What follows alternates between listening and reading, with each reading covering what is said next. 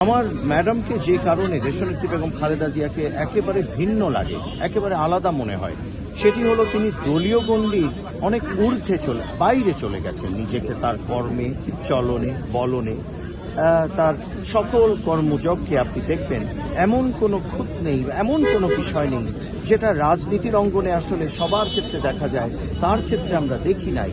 তাকে আমরা এমন কোনো শব্দ চয়ন তার কথায় শুনি নাই, তার চলনে আমরা দেখি নাই। কেননা তিনি খুব মানবিক একজন নেত্রী, দারুণভাবে মানবিক নেত্রী, কঠোর নেতৃত্ব দিতে জানেন, কিন্তু মানবিকতার সাথে, শালীনতার সাথে, দৃঢ় প্রত্যয়ী।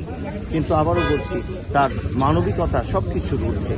তাই নিজের স্বার্থে রাজনীতিকে কখনো ব্যবহার করেনি, নিজের স্বার্থে না করে বরঞ্চ রাজনীতির জন্য সবকিছু দিয়ে দিয়েছেন। নিজের পরিবারের অনেক সদস্যকে হারিয়েছেন, সন্তানের সাথে দেখা হয়নি, অনেক কিছু আছে যেগুলো আপনারা অবশ্যই জানেন, আমার এখানে উচ্চারণ করতে হবে না।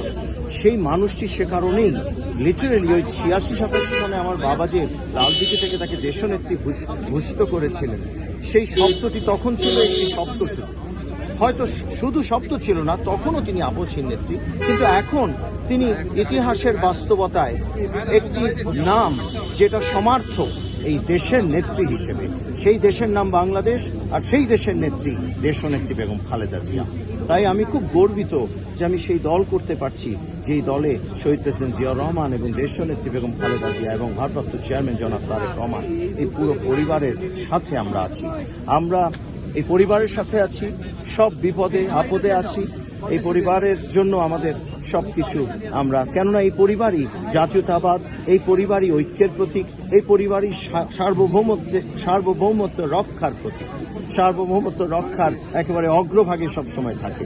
সেজন্যই তো আমরা ভালোবাসি, সেজন্যই তো আমরা আদর্শিকভাবে আমরা এই দলকে আমরা ওন করি।